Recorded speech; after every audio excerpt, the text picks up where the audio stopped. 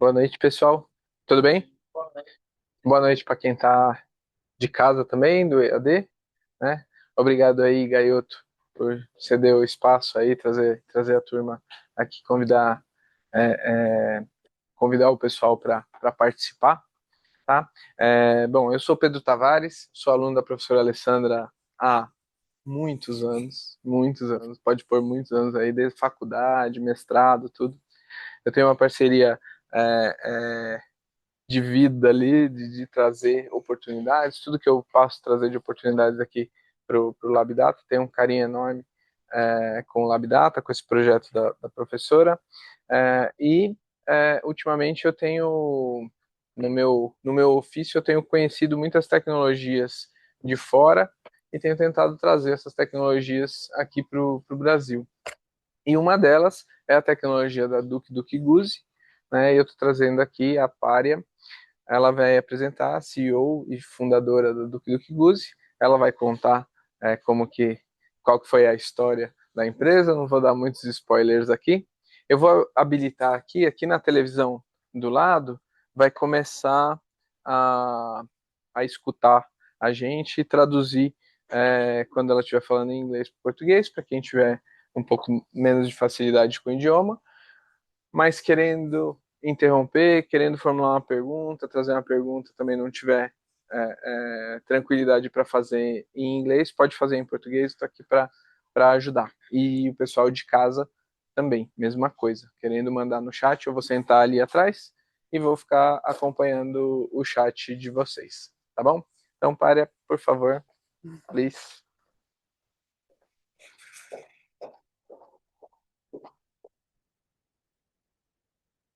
Good evening, everyone. Thank you. It's a pleasure being here. I'm waiting on the slides, then we can continue with the presentation. Great. How can I change the slides, Pedro? You can use it.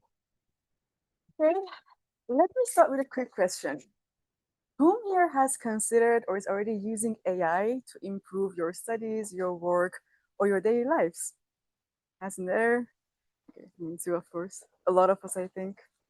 And let me reveal something to you. We are not the only ones. Also, criminals are using AI to improve their processes. On the next slide, if I may go, yeah, you can see some pictures of human beings and their ID cards. In Brazil, it's very common to show your ID cards everywhere that you go, as I have seen.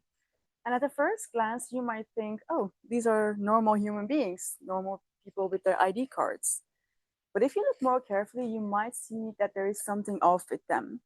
These are actually deepfakes, non-existing human beings or pictures of them together with their ID documents that are used to open bank accounts. And that's not with small banks. I'm talking about big banks that are worldwide basically active and taking clients for their financial transactions. It's a very shocking story that I will tell you about more and more about deepfakes, synthetic identities.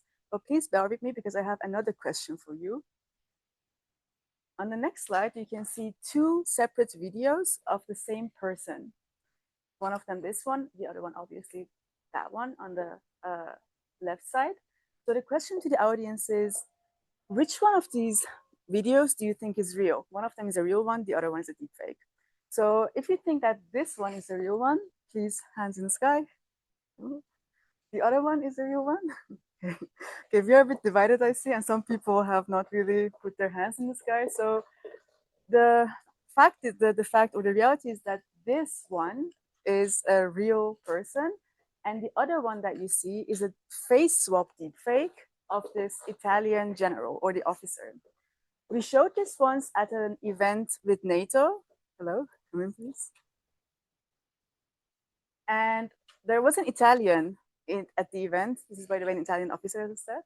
And the Italian person could immediately see that that one is a deepfake. And his reasoning was that a self-respected Italian officer would never wear their tie like this, as you can see there. It's a bit not so neat, if I may say like that. And here you can see that almost there is no difference between the deepfake of the Italian officer and the real video of it, which again shows how deceptive deepfakes can be. Third question and the last question for the start. Who here has an idea that they would like to turn into a real company, or maybe already you're working on a real company? Has in the sky? Maybe? MBA students? Okay. No, no one? Your husband. Yeah.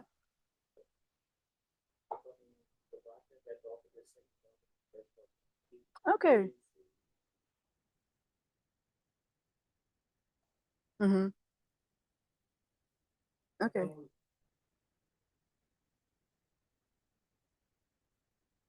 Innovatrix, yeah, actually, that's great. We know the company, of course.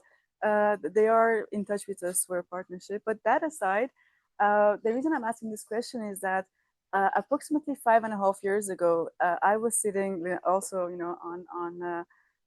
the university classes, and we had this idea to start Dr. Kuz with the mission to create a digital environment where we can still believe what we perceive. And in this presentation, I will mainly talk about how those years were during the pandemic in 2020, how we set up Dr. Kuz as a real company and what we have achieved so far. And in the next session, which is the 20 minutes of the second basically section, I will talk about deepfakes, fraud, and why actually we all should be aware of this new phenomenon behind digital fraud. At the end, there will also be a 10 minutes Q&A session. So if you have any questions, you can either put them in the chat for the online people or remember so that you can ask them to me later. So as I said, Dr. Kuz is all about creating a digital environment where we still can believe what we perceive. And to that end, we develop technologies based on AI and explainable AI to be able to uncover deepfakes. We work together with banks, financial institutions, and also technology providers worldwide, basically.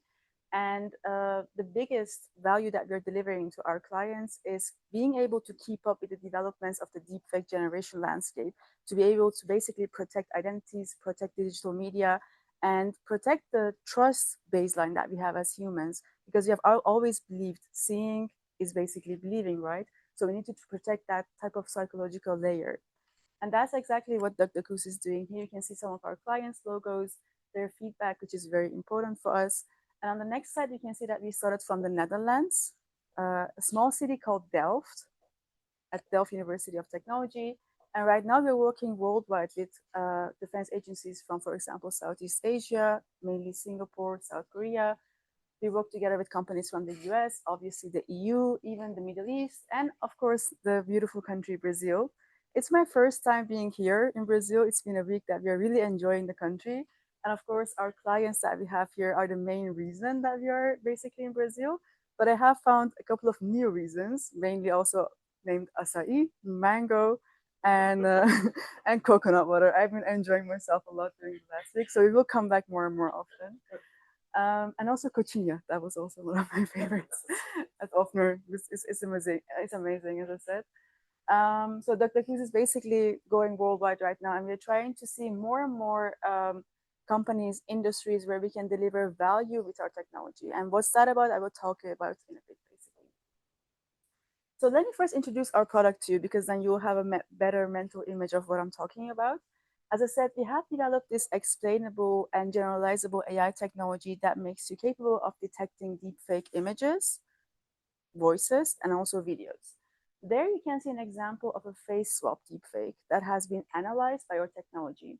The first picture that you can see is the picture that has been taken by someone who wanted to open an account at a bank. And as you can see above, there is a classification that we basically give to every user that we have whenever they put an input through our system. And what also makes our system very special is that we do not only classify this input as deepfake or non-deepfake, but we also explain to the user as to why this input has been classified as a deepfake. And that's, if you may, one of the biggest challenges in the world of AI, that it's a black box. We don't know what's happening inside. Our task is to make it more and more insightful and explainable for our users. Of course, we have some metrics such as the false rejection rate, the accuracy. These are very important to our users and customers. I think for now it matters less, so I will then just skip this slide. For now, going to the next one. Yeah. And this brings us to how Dr. Kuz actually started. I understood that you guys are doing the graduate program of MBA, right? So going back to 2020, I was doing systems engineering and policy analysis at the Delft University of Technology as an undergraduate student. And in the Netherlands, it's very common that during the last year of your undergraduate studies, you would go ahead and choose an elective program. Is it also the same in Brazil? I'm not sure. Could be. So it's basically an elective program is basically something different for 2 semesters than your major. And in my case, in 2020, I chose for the elective program called technology-based entrepreneurship. And the idea of this elective program was to look into the society to see what kind of technological developments are there, what could be problematic, and in the end come up with a solution that could be used by a certain group of people, companies, or governments so that they can benefit from that. And we had a lot of ideas in mind. We wanted to look at the self-driving cars because the camera systems were not good enough. We wanted to take a look at the energy generation industry with the solar energy and basically the demand and supply when it comes to the storage of that energy, very technical things. And we also, of course, were aware that the deepfake technology is upcoming. And I'm talking about the times that we still had these very funny videos of, for example, Obama online on YouTube. He was saying something that was a bit inappropriate. He wouldn't say it normally. And everyone would find it very, very funny. Also, us, we found it funny as well. But soon enough, we saw that this technology can have a huge potential to be misused. And we're talking about every layer of the society, starting with teenagers that would be put into 18 plus videos, for example, up to governments and markets that can be manipulated with one deepfake video of, for example, Elon Musk, let's say, that could move all the stock prices away, or politicians who get deepfake. And our idea was to, these AI images, videos are getting better and better, and it takes a thief to catch a thief. Therefore, we started developing an AI solution to be able to uncover these deepfakes. And basically, after I have a couple of things here, as you can see.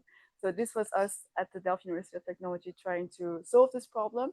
At the same time, while we were working on the technological side, we were also looking, of course, in real world case scenarios for who can we help with such a technology. And one of our first segments that we tried to deliver value to was forensics and the policing industry, with the idea that does the Dutch police or the Forensic Institute have the right tools to be able to distinguish if there is a video of me, let's say, killing someone as an evidence for a court case? The answer back then was no, they don't have anything such like that. So we started doing more and more investigations about how we can tackle this problem for them. And maybe also one more funny thing to mention, I'm not sure if you have seen our logo or you remember your logo on the first slide, but this was the logo that we had used basically back then to go out there and to talk to our potential users and clients. And after 6 months of researching with a team of 6 students, we found out that we have actually a great idea that we can basically use to make a real company out of it. We loved entrepreneurship. We loved, of course, making impact. Still, we love that. Back then we were quite young. This is 5.5, 6 years ago, like early 20s. We were like, we have no responsibilities, no children, no mortgage. So why not? Let's just start this together. I still remember that we were discussing with my co-founders back then that we were able to put 5 to 10 hours a week into the project. Right now we are doing around 60, 70, 80 sometimes even. So it was a very nice experience. And after the TU Delft project, so this ended after 2 semesters, we went to Yes Delft. And Yes Delft is actually in the Netherlands. You can compare it to Y Combinator. I think a lot of you guys should know Y Combinator. It's an incubator that would help young startups, technology-based startups as well, to be able to refine their value proposition, understand whom they are selling to, and basically put the first steps for a very scalable, good, big business, impactful business. So in the Netherlands, our version of that is Yes Delft. We went to Yes Delft. We were very enthusiastic. We already were onboarding our first clients, being the Dutch police, Dutch Forensic Institute, but it wasn't going fast enough. So we were like, what's happening? We should be going faster, etc. So we went to Yes Delft. There they have a big network of coaches, mentors, other startups that you can talk to basically understand what challenges they are facing, how they are solving it. And one of the first things that we had learned was this book called The Mom Test. Anyone who has heard of this book? I see nothing. Okay, great. This book was an eye-opener for us because before knowing about Yes Delft and the Mom Test, we would go ahead and with a laptop, show our solution to everyone that we would encounter, like, hey, Young, or hey, John, do you see this? We have developed this. Would you like to use this? And everyone would get enthusiastic. They would give us very positive feedback saying, yes, we would love to use this. And whenever we wanted to start the commercial discussions, so the serious commercial discussions, they would ghost us. No one was there to talk about, money, contracts, agreements. And with this book, we learned that it's not about your product when you're talking to your prospects, it's about their problems. So we went ahead, we started talking about, not about DuckDuckGoose and our ideas, but just asking very simple questions regarding someone's daily job, what they like about it, what they hate about it, what they would like to improve, and if they see any new problems popping up. So we had a bunch of questions basically, and we started talking to people more and more. And that's the moment that we started seeing, we need to adjust our product, we need to pivot a bit, we need to change things in order to be successful. And this was a very, very impactful journey for us at Esta. With that, I also really would like to emphasize a couple of lessons that we have learned during, of course, the past years. And these have been very valuable for DuckDuckGoose to be able to grow, scale, and of course, hopefully further grow. The first one is, of course, as I said, talk to your customers before you start building something.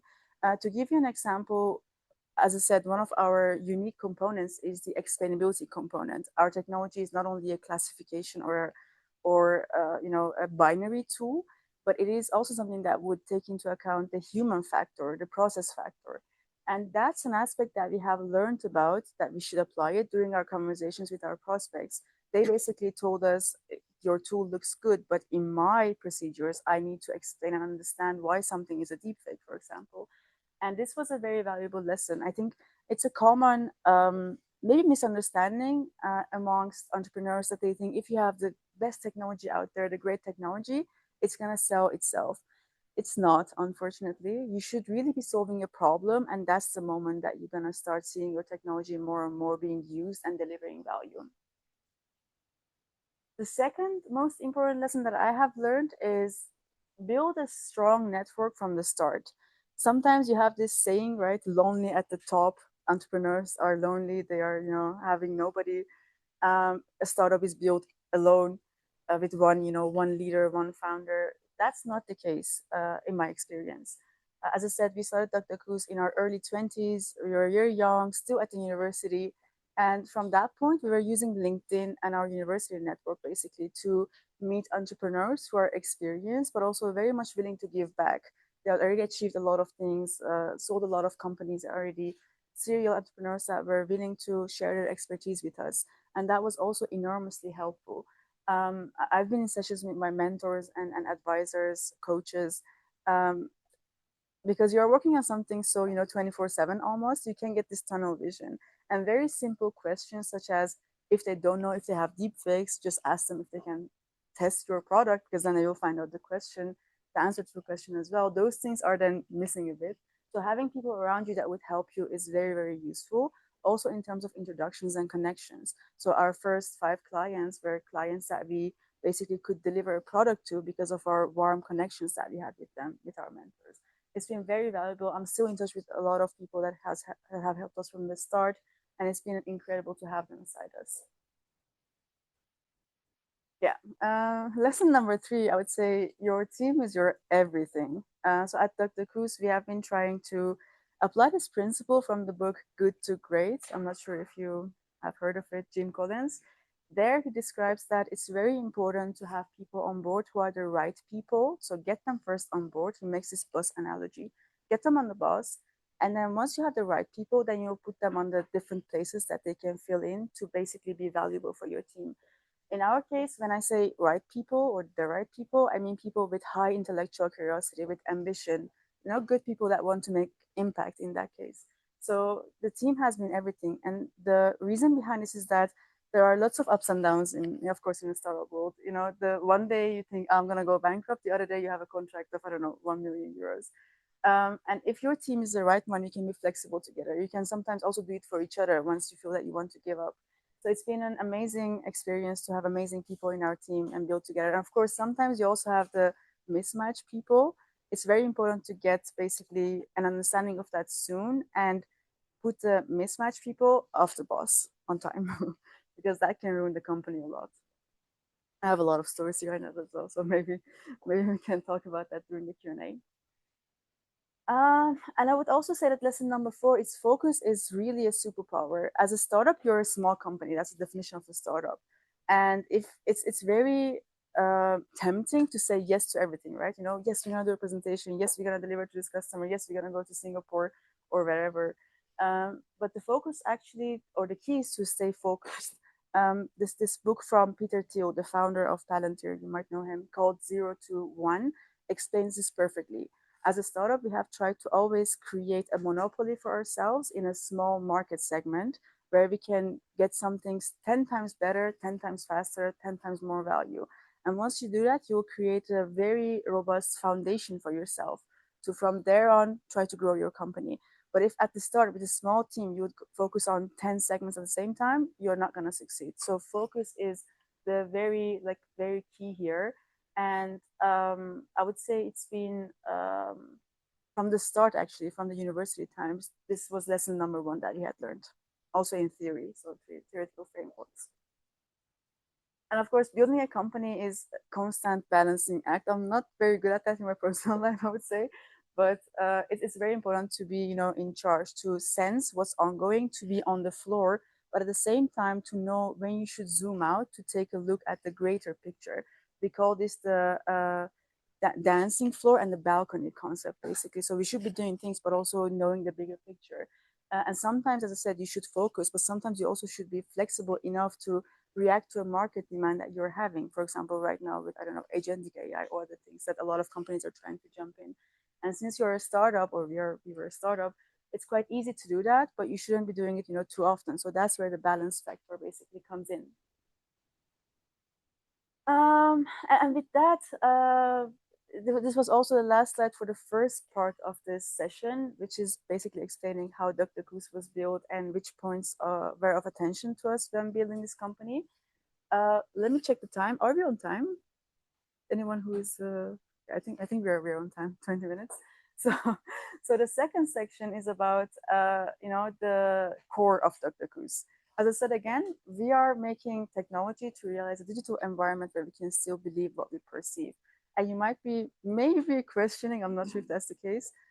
Some people sometimes ask us, are deepfakes already that good? Are they already that, reliable and realistic when it comes to a result? Why would we need a deepfake detection technology? And I will explain why. So there is a lot ongoing in the world right now. Wars, countries attacking each other, countries attacking other countries to get them involved in a war. By the way, I'm originally from Iran myself as well, so I've been following this news a lot recently. And you might have seen that there were some rumors, I think in the past couple of days, that Benjamin Netanyahu, the Israeli prime minister, is dead. What he did was publishing a video of himself, I think 2 even, on social media saying, hey, I'm here, these are my fingers, they're moving very well, I'm alive, I'm not dead. If he's alive or not, I'm not sure, so we need to check this, but he's trying to convince us with a video. That's my main message here.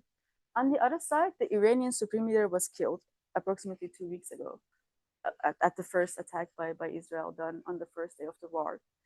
What they have done later is coming and saying, with this is a video, I can show it with you later, this image below, coming and saying that the supreme leader is dead, but his son is the new supreme leader of Iran right now. So we have a new supreme leader, we are continuing, and we are not giving up. One thing that we have seen by investigating this video, the video itself seemed already very shady. But one thing that we have seen with also some open source investigation is that the video is done by using a single frame picture of the ex-supreme leader, the older guy above. And then they made the person basically face swap to make him his son. His son could talk, could move, and could give a message. But if you look carefully, this is a screenshot from the video. If you look carefully, you see that a lot of small details in this video and this picture are the same. For example, the way that the logo of the flag is there, the way that the curtains are like standing, the way even that his clothes and also his scarf standing are all the same. And also our technology confirms that this video was a deep fake. And I'm showing this to you to make you understand that, of course, we are dealing with news, international news, social media every day, and it's already there. It's already very close. You might be thinking this is, news, politicians, they're already, sensitive to deepfakes, but that's not the case only for them. And in the video and in this presentation, I will show to you why we should all care about it, because it's closer than we think. A phone call that you get, a Teams call that we go into can already be suspicious and also vulnerable to deepfake attacks. A bit of background information. So deepfake technology has already been there from 2010s and even earlier, 1990s as well, as a research project. But in the past 5 years, it's skyrocketing in terms of its utilization and the way that we get generation models when it comes to creating those deepfakes. As you see on the slide, there are already more than 15 million deepfake methods that have been released from 2022. And every day from the last quarter of 2025, they are increasing with at least 2 new models basically coming in. Those are the ones that we see appearing commercially or from a scientific perspective. There is also another phenomenon. Whenever a deepfake generation model is online, people would go ahead and download it. And whatever they do with it, we are not sure. But we see that fraud as a service is increasing a lot. And that could be an indication that people go ahead, download these deepfake generation models, they customize it for their own fraudulent purposes, for example, a synthetic identity, and then go ahead and sell this, to other people to mobilize fraud and also make it more and more scalable. So it's very important to know that this development is going very fast, and even big tech is, of course, contributing to it with all the consequences aside. And we are seeing that all those deepfake models that are being created, deepfake generation models, are not just there for fun purposes. They can also be used for fun purposes, of course, but they are, right now in this presentation, we mostly focus on the negative side. As you can see on that diagram, it's a diagram made by FS-ISAC, an information sharing platform for banking professionals, which is a very famous and also very serious one. They had last year, identified 6 domains in which deepfakes could be used for causing damage. You can think of financial transactions, privacies, CEO fraud, that you get a call from your CEO saying you should transfer 1 million euros to Parya's account from Dr. Goose, could happen. And to show you how expanding or how fast this is expanding, already this year we have identified a new type of threat, a 7th domain, that refers to the insurance domain. I'm not sure if you have seen or tried it, but right now you can take a picture of your laptop, let's say, or your phone. You can give it to ChatGPT. I think everyone is using ChatGPT here.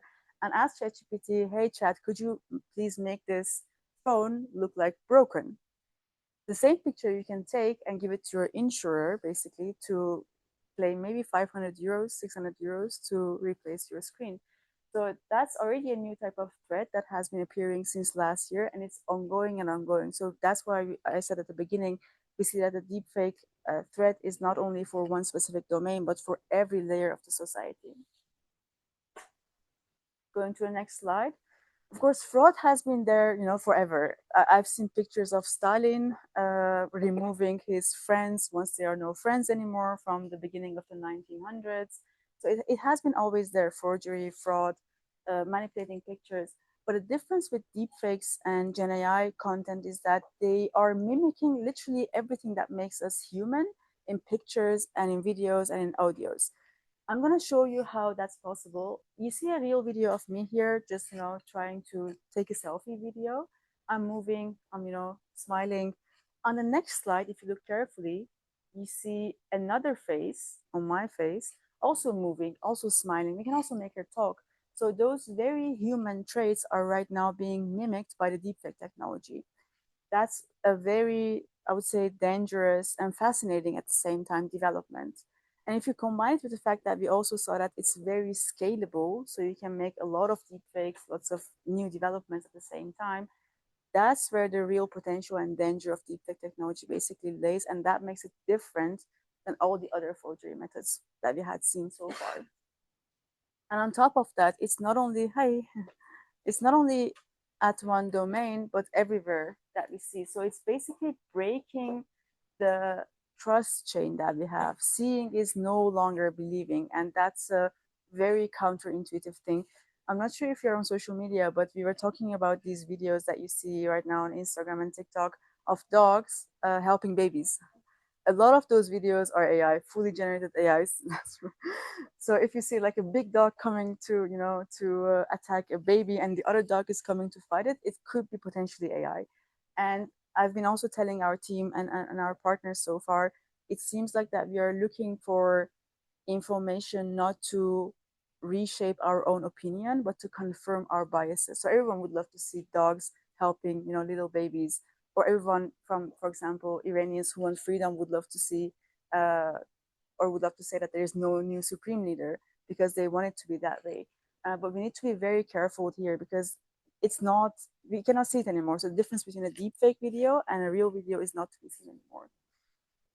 And that's everywhere, as I said, like KYC and KYB onboarding. The company Innovatics that you talked about is a KYC company, of course, right?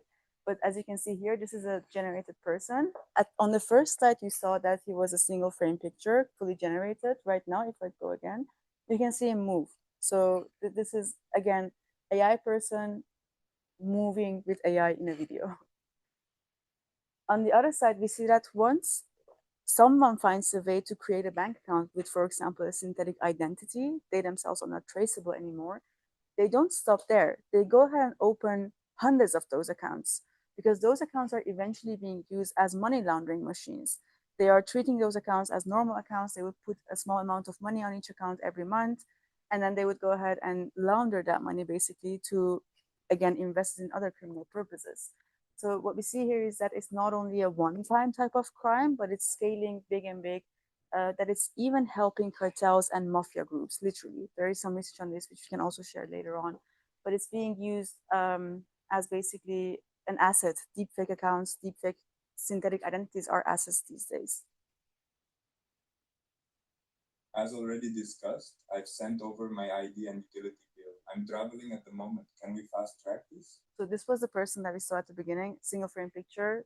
In the other slide, he started moving. Now he's talking in a live, like injected Zoom call. This was recorded from Zoom, so it was live. This person has a name from at Dr. we call him Kyriakos. He's Greek and he's our fraudulent, person. He also has a passport, so we use him to basically demo things.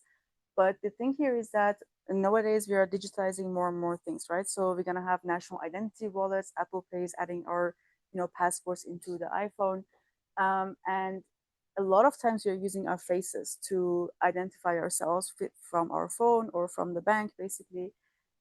And I was talking with one of my co-founders. The question that he asked me is, in this digital age that we are presenting our faces everywhere and deepfake technology is basically skyrocketing, do you think that your face only belongs to you? And this question made me think for a couple of minutes. And the answer is obviously no, because someone can also take my face right now from LinkedIn. From now, if you take a picture of me, I may record it, I think. So you have enough material to train an AI system with my deepfake. Go ahead and try to, for example, get access to my ING bank account. ING is a Dutch bank.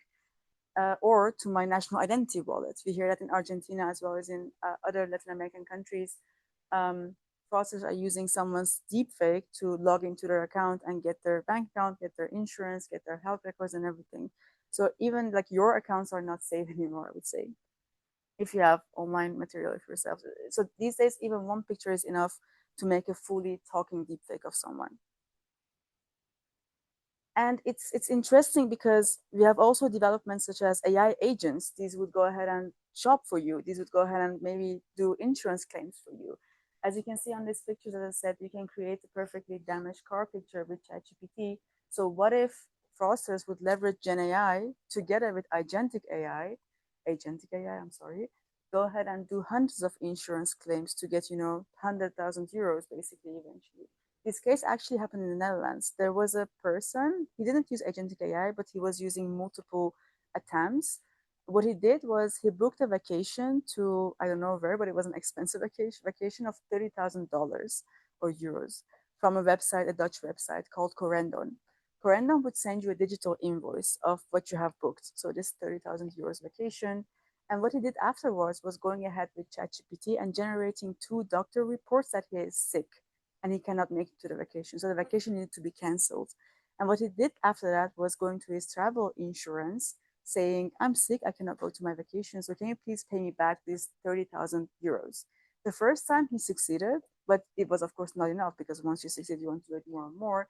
And he did this with actually 5 more insurers, until one of the insurance companies found out that the signature of the 2 doctor reports was the same. And that was the moment that he was caught and basically put in jail for it. So it's the systems that we have made for more convenient, for lifetime, ease, are becoming more and more of a liability to us. And even in online conversations, if I go to the next slide, this is a deepfake that we have made from one of our Deloitte partners. His name is Robbie, based on a single picture LinkedIn from LinkedIn. And you can even like see him talking. Of course, you don't know Robbie, but even the voice sounds like Robbie. So let me go. I'm not sure how to play the video. Just a second. Sandra, the transaction was flagged. If you authorize it today, we can still handle it without formal review. So these are again all live recorded videos from Zoom and Teams, and it's perfectly possible these days to join a call with someone's deepfake. I'm not sure if you have tried it before. It's becoming more and more popular. Have you seen it before? That you can join. I saw you nodding. That's why I'm asking. But you can join a Teams call and a Zoom call with someone else's face. In fact, we also have a deepfake of me, and sometimes we use it to basically join a meeting with a client with 2 Paryas, and we ask them which one is the real one. So it's a very interesting development. And of course, all of this might sound very, very scary, but as I said at the beginning, there's also a solution to it. And here you can see how our technology works against deepfake attacks. You might remember these 2 videos from earlier slides that we have shown. That one is me. This one is a deepfake put on my face. And what we basically do here again is classifying the deepfake, but also giving the reasoning behind the decision of this deepfake technology that has been used. And one thing that is very important here is that we do not only classify this deepfake as a face swap deepfake, but also look at patterns. Patterns have been very, very important always, and right now they are more important because of these generative AI developments. So to that extent, or for that purpose, we're also developing threat intelligence applications so that our users can see how these deepfakes are made, where they are coming from, what the purpose of the maker could be, and they eventually apply this technology for their own threat intelligence, as well, of course, ours, to protect themselves better against deepfakes. So here you can see how this basically works, output of our technology. And one of the last topics for this presentation is also where this technology is being applied. Of course, we have talked about a lot of use cases being the insurance use case, fake news, telecommunications, etc. Our technology right now, going back to the focus part, delivers the most value in the use case of digital identification and authentication. I'm sure you had to once take a selfie, take a passport picture, and go ahead and open either a crypto account or a bank account. What we see there is that more than 10% of approved applications sometimes can be a deepfake in peak times. And if it's also during a normal week, non-peak times, you see still hundreds of deepfakes being fired to identity verification systems. And that's exactly where our technology right now fits in, to deliver value and to protect the digital onboarding and authentication flow from this new threat called synthetic identities and deepfakes. As you can see here, it's very nice or beautiful that as a founder, you see your startup scaling in terms of usage, in terms of revenue. What we're doing right now is our biggest goal, after having achieved 50 million identity verification checks, 40 to 50 million in 2025, is to increase that to 480 million checks, that we are protecting more transactions, more clients, and more people's bank accounts, basically. And of course, this does not come without challenges. We have lots of challenges. And one of those challenges is on the technological side. Since we have a group of MBA students here, I wanted to briefly emphasize that technology is something that we are using in a lot of instances, but it's something that we need to still monitor very carefully. An AI system, you can see it right now everywhere. Everyone's trying to apply AI. Every company out there is talking about AI. I saw even a meme on LinkedIn recently. The meme was as follows: CEOs all want AI, and if you would ask them for what, they would say, we don't know. So that's basically happening right now a lot. And one thing I would like to say as a final message is that AI does not come without errors. There are always errors. Even in our case, one of our biggest setbacks was in 2022 that we went out there, had our biggest pilots with our dream clients, but the technology, it was its first basically application in the domain of real life data. And instead of, for example, getting an accuracy of 95%, which we expected, we got an accuracy of 40%, which was really bad. But that's the point that you shouldn't give up. You should go ahead, try to improve your product. And right now, if you would apply your technology to data that is basically unseen and we haven't trained on, which means new types of deepfakes, which we see every day coming out, our accuracy would be more than 90% as a result of continuous development, R&D, customer feedback, etc. And with that, I want to thank you a lot for your time. As I said, we are in Brazil to explore the landscape a bit more, and would also love to get to know you if you're interested in knowing more about DuckDuckGoose, or maybe even like a collaboration later. So in that case, please feel free to contact me at parya@duckduckgoose.nl, or let's also try to connect on LinkedIn. Thank you so much for your attention. Any questions? Thank you. Any questions? Yeah.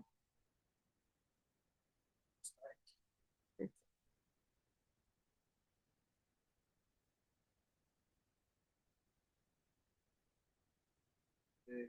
It's from Michael Garcia. Hello, Parya. Hi. Considering how fast generative models are evolving, do you think deepfake detection will remain a reactive race, or are we approaching more structural methods that make synthetic media detectable by design? That's a great question. By whom was the question again? Marco Garcia. Okay, Marco, thank you so much for the question. I tried to explain that a bit on my last slide as well. Deepfake detection, or actually every cybersecurity product, I would say, is playing around in a cat and mouse game. So fraudsters go ahead, they do things. Detectors like ours, they also need to catch up with that. So far, it's been fine, but because of the speed of the deepfake generation landscape, you can just not simply go ahead and assume that the system that you have made yesterday is good enough for tomorrow. And that's literally like that. It's by day that you can see the difference. So that's why also after our first pilots in 2022, we started making systems not only relying on data for training, but making them more generalizable. So that's the terminology that we use within the AI world, to make generalizable systems that are also good outside of their domain of training data. And that's exactly what has helped us to increase our accuracy on newest types of deepfakes as well. And I would say even that's not enough, because right now with the speed of social media, everything is going very fast. Those Netanyahu or the Iranian supreme leader videos are everywhere. So we should apply technology in the right place. For example, before something makes it online, or before a user goes ahead and puts something on social media, or before they enter a Teams meeting like this one. So I would say generalizable AI as far as is possible, because it's still a big challenge, combined with the right application, could still protect us from these deepfakes that are coming out every day. I hope that answered your question, Marco. Nenhuma outra questão? Pessoal? Any other questions?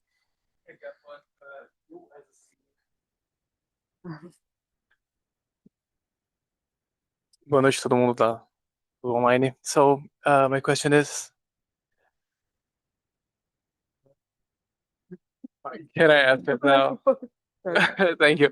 So, you as a CEO, how do you see the AI inside the company to improve the normal things that we've done on the day, like improve our process with AI?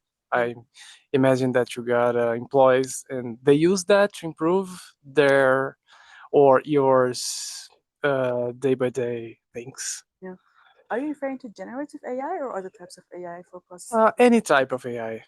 So I definitely think that there are lots of improvements that AI systems can bring, mainly also large language models, but also specific AI models for specific tasks.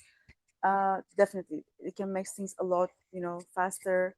I would say, look at how we study these days, right? It's not the same as before ChatGPT, for example. One thing that we should be aware of is that AI makes a lot of mistakes, like humans are making them as well. So sometimes I would hear, people discussing very long discussions regarding if they should apply AI or not because it has errors. Then I think with myself, how sure are you about your humans? Because they also can make errors. So I think in that sense, again, it's about finding the balance. We should apply AI, in my opinion, because otherwise we're gonna stay behind, or we're gonna be behind. Look at the US, look at China right now. In China, they have self-driving cars coming to pick you up as a taxi, as a cab. So we shouldn't be afraid of it. The question is not should we apply it, but How let's can we? apply it, and how exactly. And of course, for every domain, there are different specifications, I would say. For our domain of deepfake detection, we cannot do it without AI anymore because the human eye is not capable of seeing the difference between a deepfake video of those dogs that we mentioned, for example, and a real one. So for our domain, it's a must and it should be applied, in my opinion. Thank you very much.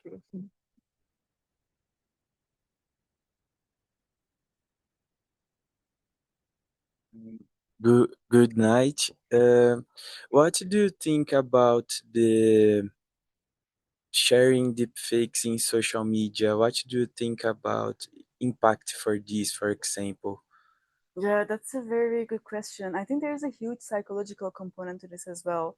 Depending on what type of deepfakes you post, as I said, like I've seen, for example, again going back to the Iranian, Israeli, or American war, there are news channels on social media, also bigger ones. The New York Times published a deepfake recently, without knowing it, I assume. But there are also news channels on social media that know that this video or this picture is deepfake, but they would still go ahead and publish it to influence the public opinion.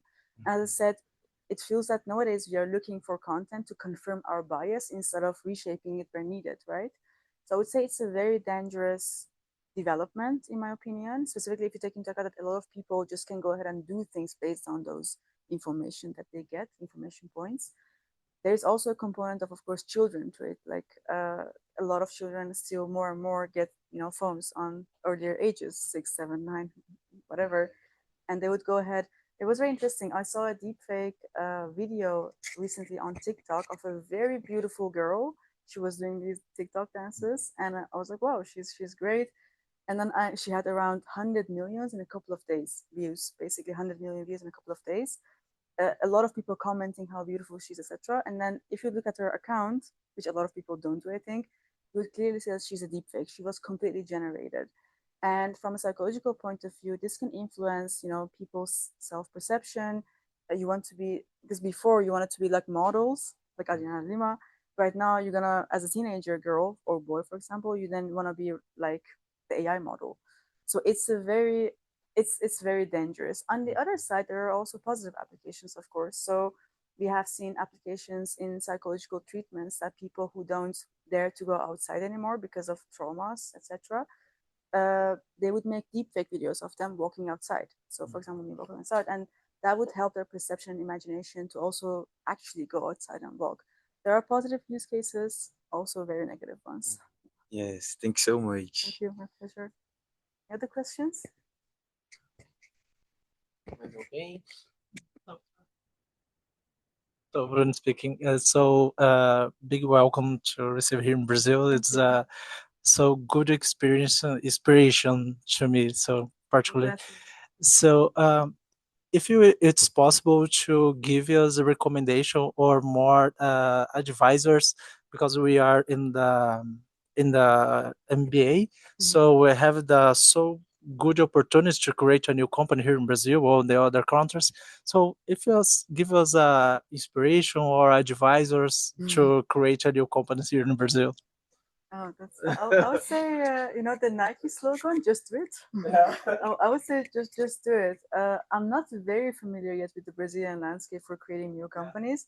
Right now, we're talking to bigger companies that are already there.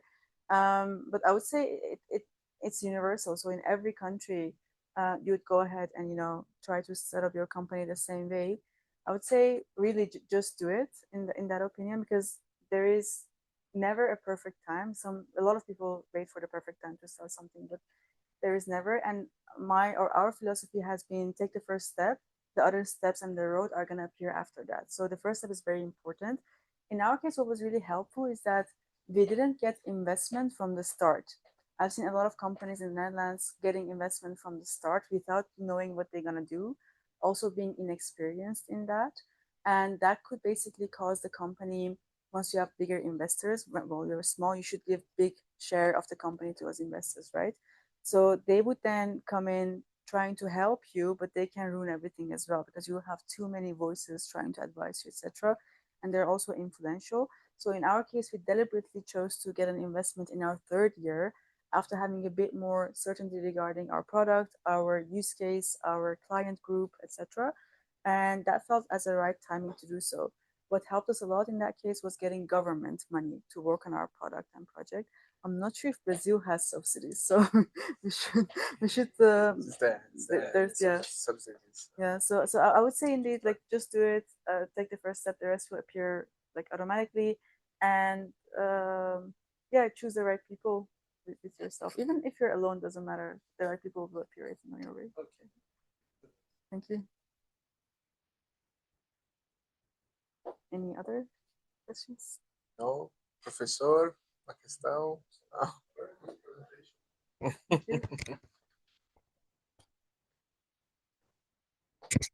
Hi, I'm Luisa. Nice to see your lecture. Thank you so much. And I have a question. We just have a class about digital transformation.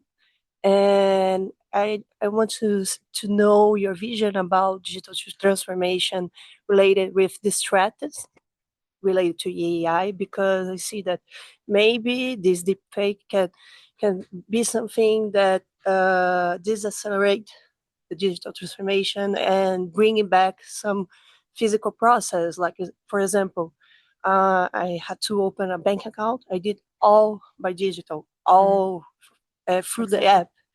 And don't you think that this could reverse, like near, because these threats? Yeah, that's a very good question. I've been learning about these topics recently a lot by talking to more and more banks, for example, as you called it as an example.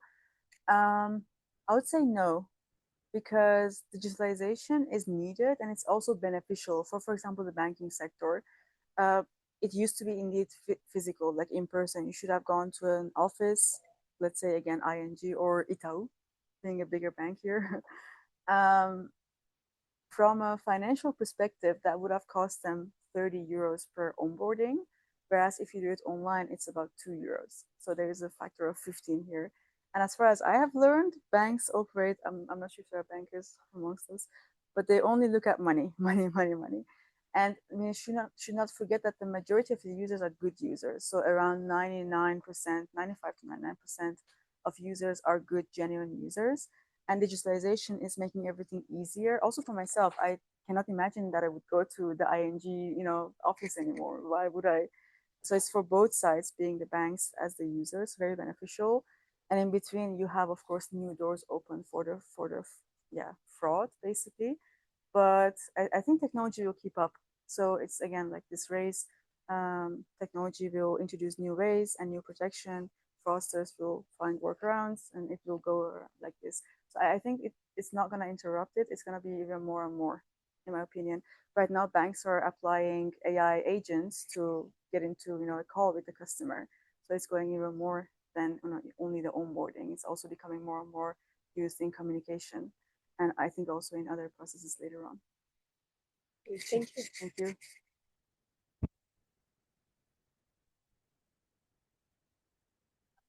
Última, ou tem mais uma? Não tem mais? Tem 4 minutos. 4 minutes more.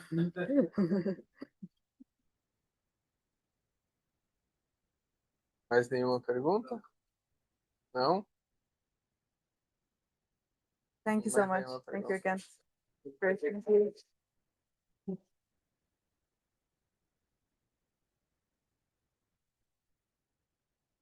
Thank you, Marco.